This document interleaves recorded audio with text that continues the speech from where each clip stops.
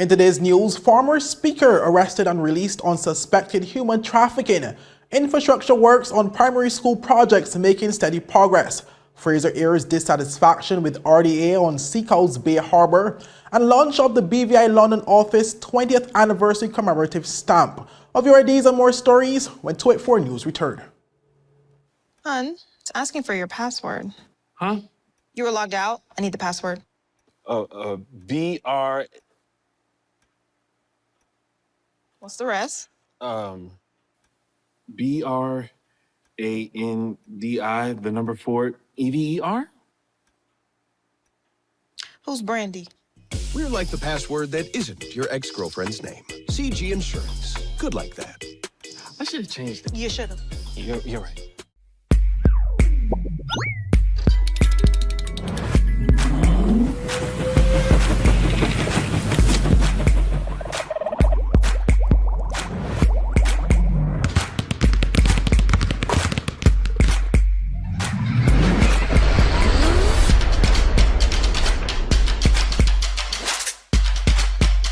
Freeze. Choose your mix, choose your flavor.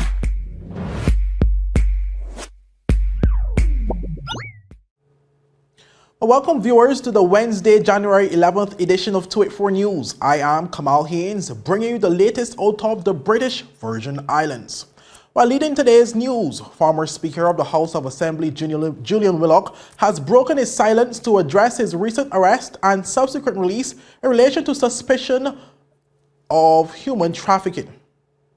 Just hours following his release from custody of the Royal Virgin Islands Police Force, Willock confirmed the arrest via a statement where he also declared his innocence as he provided details on the incident. Well, he said, and I quote, "On January 10th, 2023 at around 11 a.m., I was detained, questioned and released without charges by 6 Caucasian United Kingdom officers, where they claimed I was being investigated on suspicion of human trafficking because of some visa waivers I had obtained over the years." End quote. Willock also disclosed that all of his communication devices are still within the possession of UK investigators and have not yet been returned. He admitted to applying and obtaining visa waivers, but said they were all done in accordance with the laws of the BVI. Well, he said, and I quote, "I did apply and obtain visa waivers in association with my company, Advanced Marketing and Professional Services, but these were all legally acquired through the Deputy Governor's Office. Most of the visa waivers were obtained before my tenure as Speaker. It is my understanding that all persons who came via a visa waiver have since left the territory and did so as per immigration requirements." End quote. The former Speaker also alluded to the investigation being another attempt by the United Kingdom government to finally have him behind bars. Well, he said, and I quote, "I know the people of the Virgin Islands are fully awake and still have confidence in my integrity, for it was suggested if they could not get me via the Commission of Inquiry, they had to get me another way. Assurance can be given that my lawyer and I will put those unfounded allegations to rest." End quote. While likening himself to prominent civil rights activists, Willock said he too shall prevail in clearing his name from what he termed to be false allegations. Well, he said, and I quote, "Throughout history, those who have fought for human dignity, freedom, and justice, such as Patrice Lumumba, Nelson Mandela, Martin Luther King, Malcolm X, Marcus Garvey, and our very own Noah Lloyd, have faced bogus allegations, trumped-up charges, and character assassination. But in the end, truth and justice emerged and prevailed." End quote. Well, more to come as this story continues to develop. Reporting for 284 News, I am Kamal Haynes. Well, prior to Willock's confirmation, 284 News reached out to the Royal Virgin Islands Police Force to inquire on the matter. But RVAPFs did not reveal the identity of the individual they arrested, but listed their age and gender. In a statement, they said, and I quote, "On 10th January 2022, officers from the Royal Virgin Islands Police Force arrested a 55-year-old male following an investigation into visa waiver anomalies and suspected human trafficking into the BVI. He was subsequently released under investigation." End quote. Or the Royal Virgin Islands Police Force said that given that this is an ongoing and complex investigation, they will make no further comment in relation to the matter. Well, moving on, viewers, where several primary school projects are making steady progress as infrastructural works continues across the territory. Our Minister for Education, Honorable Shari De Castro, provided a most recent update on the project on Friday. Well, on the sister island of Jos Van Dyke, she said the multi-purpose educational facility is currently 4 months into its construction phase. The milestones that have been accomplished thus far are as follows. The construction site has been fully cleared and prepared for the new building's footprint to be located. The lower level foundations has been constructed. The basement level floor slab has been poured in place, as well as a portion of the ground floor slab. Strip footings for the remainder of the ground floor slab have now been completed, and a portion of the main retaining wall has been constructed. Works continue on this project. De Castro also spoke on the Altius Catliff Primary School and the Islin Henry Riches Learning Center, which she said has already been designed and will soon commence the construction phase for the differently abled students of the territory. Of course, we had stakeholder engagement. We also have already prepared the statement of requirements. Final designs have been approved and completed, and conservatively speaking, the contract should be signed in the first quarter of 2023 and completed within 18 months of contract signing. In relation to the Altius Catliff Primary School, the Board of Condemnation is being finalized for demolition to commence. Following that, we will move into the design phase. There will be consultations in order to come to a swift decision on the final design. The minister said the recently completed Elmer Stout High School will be used as the blueprint for the building of several newly constructed schools. The ESHS redevelopment project is proof that educational facilities can be effectively constructed within a limited time frame, and we will seek to use the same model as we move forward to address both the reconstruction of the Altius Catliff Primary School as well as the Isabella Morris School.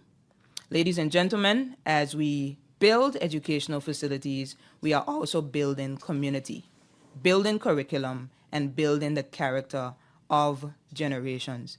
This government is fully committed to this mandate, and the record of the Standing Finance Committee report will reflect that the Ministry of Education petitioned the committee and by extension the government for an additional $1.125 million to meet the needs of our school system for this year.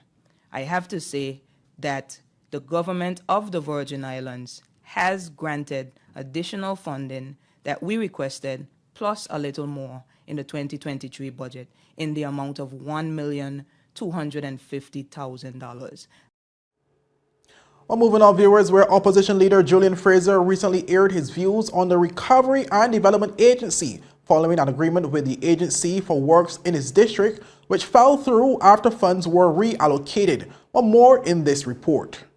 Opposition leader, Representative for the 3rd District, Honorable Julian Fraser, has expressed dissatisfaction with the Recovery and Development Agency's failure to act on its commitment to address the issue of derelict boats in the Sea Cows Bay Harbour. According to Fraser, he had met with the RDA some time ago to discuss the matter after concern was raised by a resident who complained of the unsightly condition of the harbour. Those discussions led to an agreement with the RDA that the vessels would be removed. However, at the time, the agency indicated that it would need to go through the Ministry of Natural Resources and Labour to acquire funds for this project. Fraser explained that this was the first sign of doom for the RDA's commitment to removing the vessels. The RDA and the government sometimes behave like the federal government, where they tie the funds up. You want to pass a bill, you add on something to it, they call it pork. So everything must go together. So what the government did was they're saying, if you're going to move the vessels in Sea Cows Bay, you got to move the vessels from Paraquita Bay. You know? And then they realize they don't have enough money to do both. So they can't do one without the other. And it's a trick. And then the next thing you know, they come into this house and they took the money from the Ministry of Natural Resources and did something else with it. You know what we always do when we do reallocations and all the rest of it? You come in for a mini budget and that money disappeared. Fraser said that this incident and activities such as dredging, which have taken place in the harbour with the abandoned vessels still present, has led him to question whether the neglect of the issue is an effort to sabotage the 3rd District. Those vessels are still there since Hurricane Irma in 2017. Now, if you have, everyone here should know what I'm saying.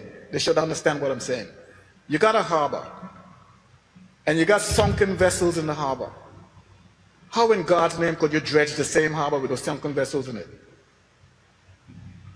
Government spent $1.5 million to dredge that harbor while those vessels are sitting there in the harbor. Go figure.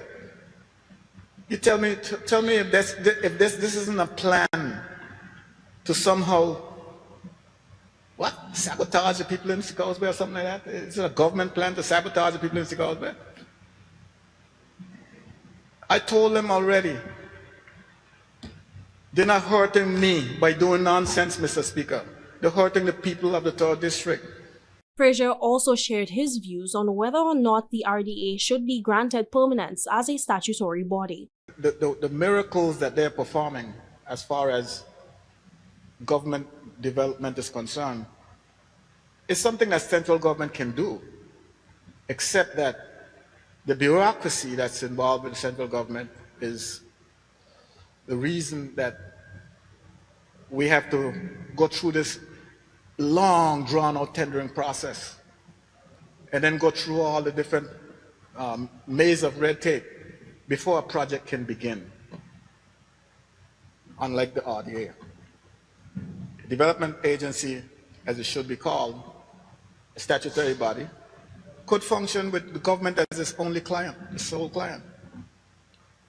And all these projects that we are trying to get out can be done in an expeditious manner. Jacka Wooding, 284 News. Well, up next, launch of the BVI London office 20th anniversary commemorative stamp, and Premier speaks on job placements made under employment relief program. But these and more stories after a word from our sponsors. That's out. That's 6. That's out.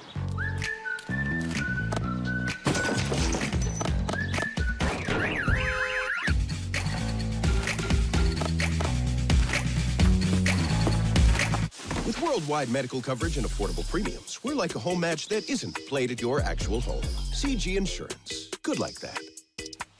My turn. Oh, come on, guys.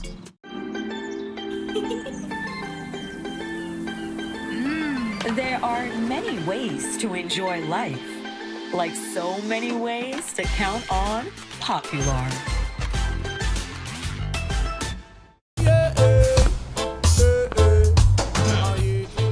Father Jesus, that line here long like church service.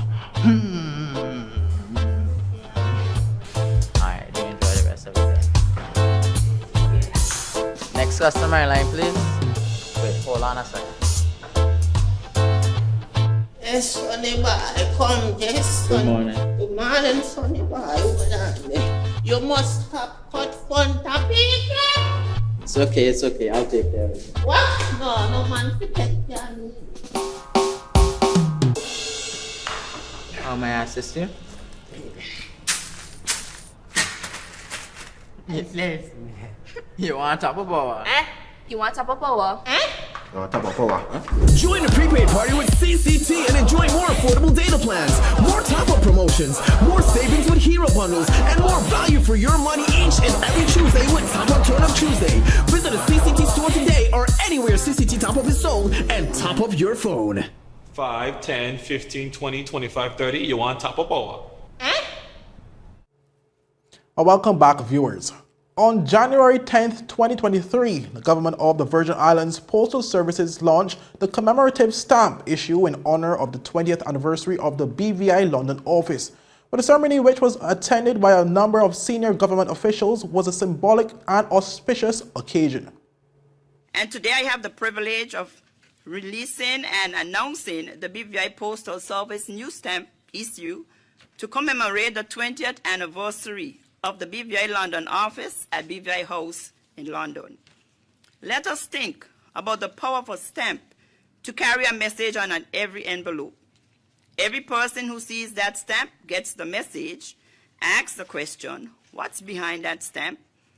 We celebrate a lot of things, but we also use stamps to carry messages messages about our territory, messages about good things about our territory, and in this case, we commemorate the important aspect of an investment made for our territory. The release of a $1 commemorative stamp for the 20th anniversary of the BVI London office at BVI House depicts an exterior representation of BVI House, home of the BVI London office.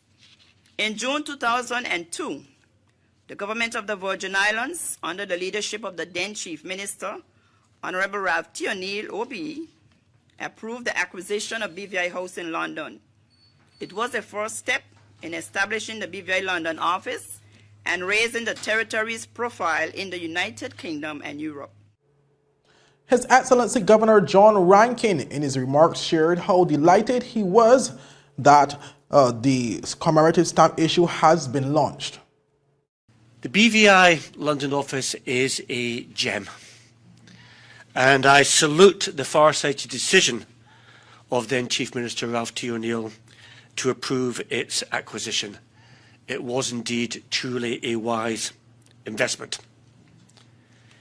The location of the house is ideal, serving as a base from which to promote and represent the territory in the United Kingdom and in the wider region. And of course, it's not just a house, it's also the staff who work there. And I know something during my time as Governor of the work that the staff at the London office do to promote these Virgin Islands as a place to visit, as a place to invest in, and representing BVI's interests in discussions with the UK government, with the European Union and others on policy issues in which the territory has an interest. Now, it is part of my job to represent the territory's interests with the UK government and also part of the Premier's job, but we do that in partnership with the staff of the London office who are there on the ground on a day-to-day basis. Our Premier of the Virgin Islands, Dr. the Honourable Natalia Wheatley, spoke of the importance of such commemorative stamp issue. The 20th anniversary of the establishment of the BVI London office at BVI House is a significant milestone in the national development of these Virgin Islands. The office is the outward extension of self-government in the territory, which began in 1950 and continues to develop today. As a representative office, the BVI London office reflects our ongoing desire as a people to represent ourselves and our interests in today's interdependent and interconnected world. This, in fact, was the vision of the late former Premier and Minister of Finance, the Honourable Ralph T. O'Neill, OBE, when his administration successfully acquired the BVI House and established the BVI London office in 2002. He and his government understood that the continued political and economic development of the Virgin Islands and our emergence as an international finance center and tourist destination required the government to have a permanent political presence in the United Kingdom and the European Union going forward. That permanent political presence would also provide access to other international partners via the diplomatic corps in London and Brussels and the Commonwealth. Director of the BVI London office, Ms. Tracy Bradshaw, was also at the ceremony and offered remarks. I pay tribute to all those who have walked the halls of BVI House, paving the way for continued advancement in our international relations. This 20th anniversary is a significant milestone for the territory. The decision to open a London office was by far one of the BVI's government's most visionary acts.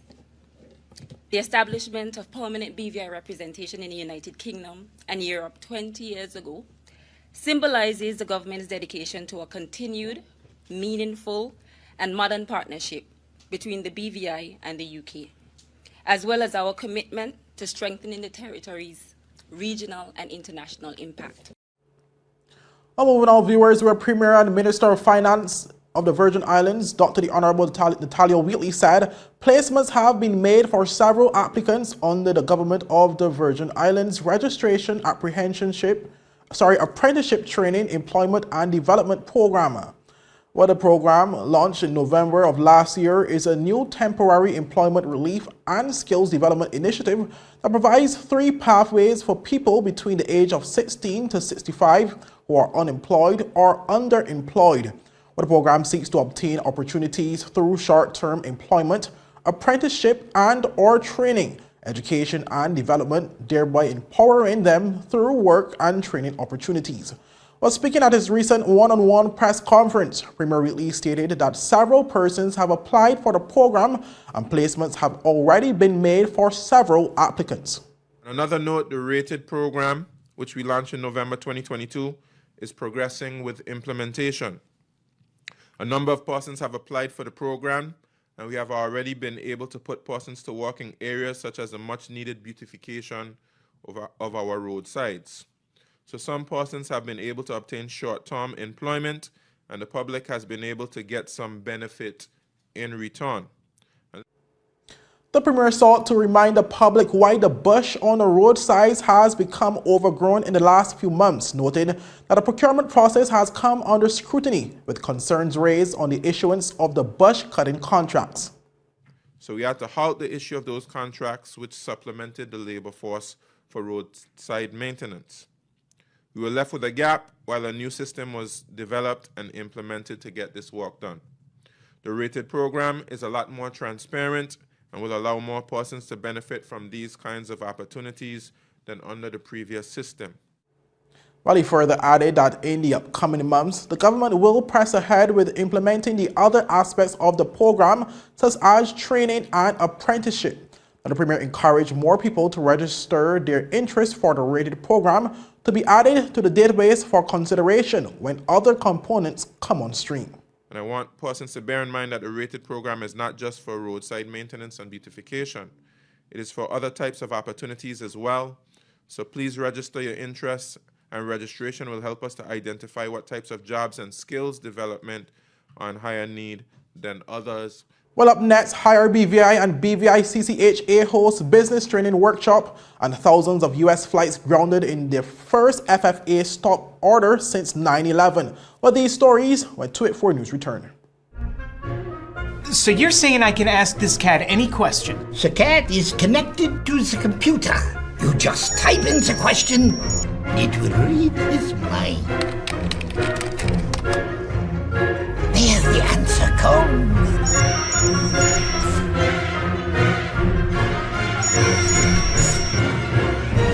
You're the man!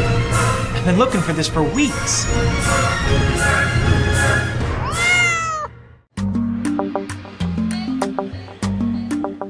Yo, everything good, Dad? Aye. This thing got me one way, Daddy. What do you mean? Ever since I hook up with this thing, can't eat, I can't sleep. This is the first thing I touch it when I reach home. What you really? Hey, this ain't like you, you know. Dad, this thing got me staying home, keeping out of trouble me. Wow. What your name is? Shit. I talking about my CCT life. Don't worry about missing your favorite series, sports, news, and local programming. Come to CCT today and sign up for CCT Live to access over 80 channels. CCT Live. Bring it home. 1 month free trial turn into 5. 5 months turn into, well, you know I huff. I watching ball. I been watching football. Dad, Nickelodeon, Paw Patrol. I am hooked. Hook, I tell you. Is business slow, cash flow down, hosting an upcoming event? We can help. Advertise with 284 Media and take your business or event to the next level by enhancing your present marketing and messaging strategies. Allow our team of experts to create a personalized ad that sets your business apart from all the rest. This could be your business or event. So, what are you waiting for? Contact our marketing team at 284media@cctbvi.com. Advertising with us works. Welcome back, viewers. Well, HIREBVI, in collaboration with the BVI Chamber of Commerce and Hotel Association, is hosting a business training workshop on February 1st, 2023 from 9 a.m. to 12 p.m., where the event seeks to empower small business owners in various areas. Representatives from HIREBVI and BVI CCHA recently sat down with our Ron Grant to discuss the event and partnership. So, at the BVI Chamber of Commerce and Hotel Association, one of our missions, I would say, is to empower and educate small business owners. And as a result of that, we started to brainstorm ideas in terms of how we can do this more efficiently and effectively. As it stands, we short staff, so it has to be something that is going to make sense and at the same time not, because there's a void right now when it comes to small business training. That's the first thing. So we identify that as a need. And started to look at, well, who can we collaborate with? So why not one of our members whose business is training and development for businesses? And that's where now we approached the team at HIREBVI and say, hey guys, what about this? And it was like, you didn't even have to come to the meeting. We're on board. While chairperson of the BVI Chamber of Commerce and Hotel Association, Mrs. Shannon Smith-Archer, spoke about the stakeholders who are collaborating to make this event possible. As part of, the facilitation of the workshops, what we want to do now is turn to industry professionals. So for this first workshop, we actually approached the Association of Professional Accountants, which apart from accountants, nobody might know existed. But they were also excited to become involved. And had even said they were having conversations at one point about possibly doing, financial management workshops. So it was like the timing was perfect. So right people, right time. And we were saying, all right, let's make this happen for 2023. And we started the planning and here we are. For persons interested, here are some areas that will be covered. Some of the topics that are going to be touched on would be, small business accounting, best practices. Another thing that's important for small business owners to know about is the changes that are happening in the regulations. Well, as it pertains to registration and costs, here's what you need to know. Registration is very easy. They can visit the Chamber's website, www.bviccha.org. Click on events and go to the calendar and just look for the 1st of February. And the event will come up there. And they just click on that and they go through. So we have a portal where it allows for members, they would put in their email address that's registered with us. If they're non-members, there's also a link on the same page that says, if not a member, click on this link, and then it will take them through the process. Well, moving on to some international news, where airline passengers in the United States were met with unexpected delays after a computer outage prompted the Federal Aviation Administration to issue a grounding order for all departing aircrafts. But this was the first time that such an order has been issued by the FAA since the 9/11 terrorist attack. Well, according to reports, the computer outage affected the FAA's notice to air mission system, the mechanism by which pilots exchange vital information with airport teams. Although the stop order was lifted about 9 a.m. this morning, the initial disruption had a snowball effect on the airline operations throughout the rest of the day. Our reports are that by 10 a.m., nearly 5,000 flights had been delayed and 900 cancelled. Throughout the day, tens of thousands of flights were said to be impacted. As rumors that the morning's events were a result of a cyber attack continued to circulate, U.S. President Joe Biden said that the honest answer is that authorities did not know at the time what caused the outage. Well, Biden has since called for a full investigation into the matter. Well, that's it for today's news roundup. Be sure to follow us for daily news updates at 284media.com and like us on Facebook at 284media and 284BVI on Instagram and Twitter. I'm Kamal Haynes and I'll see you again tomorrow. Have a safe and enjoyable evening. Bye-bye.